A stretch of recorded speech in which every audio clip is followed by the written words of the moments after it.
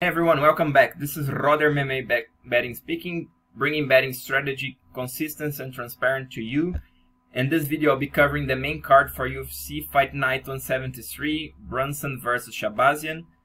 If you are interested in the video on the prelims, take a look into the description. If you are new to my channel, don't understand much, what is this spreadsheet like, what is this color code, how could you use it, there is an introductory video in the description. Important remark, this is my opinion, this is my strategy, feel free to follow it if you see consistency, if you see gains, but know that this is a risky money that you are putting at risk, okay? This is your hard-fought money, so everything that I say, take it with a grain of salt, alright? Please like the video, subscribe, consider supporting the channel to keep it running, okay? So let's get right into it. Alright everyone, let me start this one out showing the spreadsheet. If you are new and you know how to use this is the betting strategy that I have for the card, okay?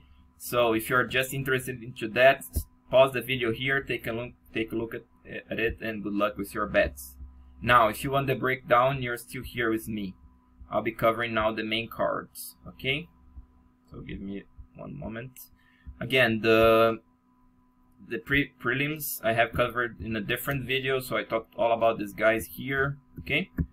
So please take a look in that video. So I'm starting off with Holland versus Trevin Giles. Okay, so how do I see this fight playing out?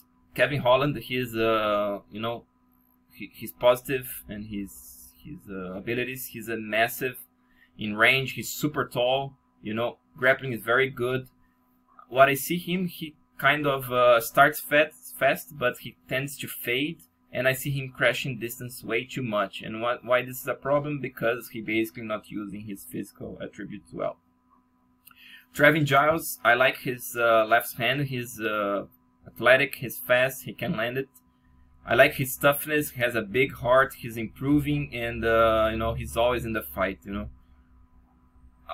his game is well-rounded. You know, he's mostly known about his stand-up, but I've seen him floating very well from top, you know. So from the top, I think he can really scramble with Holland, and you know, he can get reverse or something, but I think he has a potential to do well from top.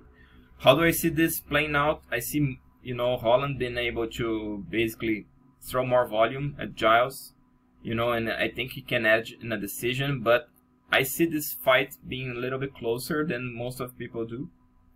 Okay, so if you're betting it, if you can get any of these guys around plus 400 in a decision, I think it's a good bet, you know. Like I said, Giles, I think he can be faster, you know, from the outside. He can be creative. He can also work inside in the clinch, you know. He can take him down, work from top. I see him, you know, a live dog in this fight, basically, you know. He's just a fighter, and he'll make a Holland fight, you know. And we have seen Holland in close decisions before. Lando Vannata versus Bobby Green.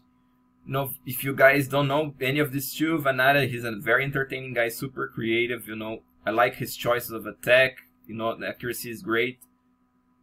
What I don't like much about him basically is that he wears too much damage, you know. He always has his nose busted up. He looks like the zombie moving forward, you know. And his cardio is a little bit questionable also. He slows down throughout the fight. Green, he has the swagger. He's very confident. Boxing is good, you know. Clinch and takedowns are there. He's very well-rounded. He has a solid chin, likes to brawl, tough heart, you know, tough guy, brings the fight, you know. What I don't like much about Green, he doesn't move much. The head kind of, the shoulders move well, you know, but the head doesn't move much. Footwork a little bit. Chin is up and he gets hit often. Now, these guys fought before into a close fight. It was a draw. Why do I see Vannata basically as a juice here? Because I think he was able to adapt a bit during his career, and I think his last fight, at least, I liked a lot what he did against Medeiros. I see him being, you know, more patient, picking up his strikes better, not getting too much into Green's game, and I see him in a decision. Okay, I'm betting Vannata, and I'm suggesting a bet on him if it's around minus 150 range. If you like Green, my suggestion is for you to take him in a decision. You know, maybe TKO if he can bust up Vannata. Okay. Vicente Luque versus Randy Brown. In this fight, I see Luque has a style of a steady pressure, you know, great volume. The guy throws heavy. He has power in both hands. Those calf kicks are nasty. He leg kicks well, you know, and he's in counter strike especially, you know. Combos are great, you know, uppercuts, everything is there, you know. Hands are up, chin is strong. Wrestling also is pretty good, you know. What I don't like much about him, basically, the hands are up, his defense is good, but he doesn't move much his head, you know. And he hits lots of punches per second, you know. He has been in some wars, and I'm not sure for how long his chin will be strong, you know. Now, Brown, I would say, guys, if this would be only a stand-up fight, I would favor Brown, because he's super tall.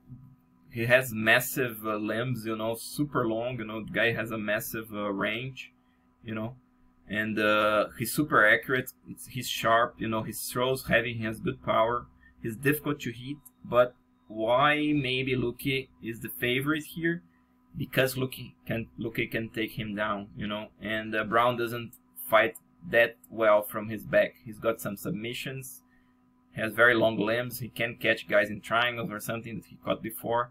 But he's not that technical, you know. Luque is the better grappler here. And if Luque can apply the pressure, if Luque can take him down, I think Luque can, you know, edge him in a decision or even finish him. That being said, I would say that Brown is worth a bet if you can get him around, you know, I put plus 250 there, but I think it's a little bit too high. If you can get him around plus 180, I think it's a good bet, you know, because like I said, the guy is massive, he's improving, you know, he's difficult to hit and he throws power. I'm not sure how much Luque can take of that, okay? Joanne Calderwood versus Jennifer Maia. This is the co-main event, guys. Calderwood's coming out as a favorite. I'm kind of thinking that she may be a slight favorite, but to me it's nearly a pick-em fight here. What I like about Calderwood, her Muay Thai is good, her arsenal, she uses well her kicks. That front leg is very fast. She's getting better in throwing straight punches. But the punches are still quite slow. The chin is up and she still hits quite a lot, you know. She's under the better training camp and has a UFC experience, but Maia, she's no slouch. She brings a interesting kickboxing game. She likes to throw, you know, high volume. Once every person attacks her, she throws at least 3 strikes back. Head moves well, the feet move well, you know. And she's more like a standard kickboxer, but I think she can catch Calderwood. She also has a very good clinch game, you know. She's strong. She's, you know, stocky, not that she's cut short in stature, but she's stocky, and I think she can give Calderwood a run for her money.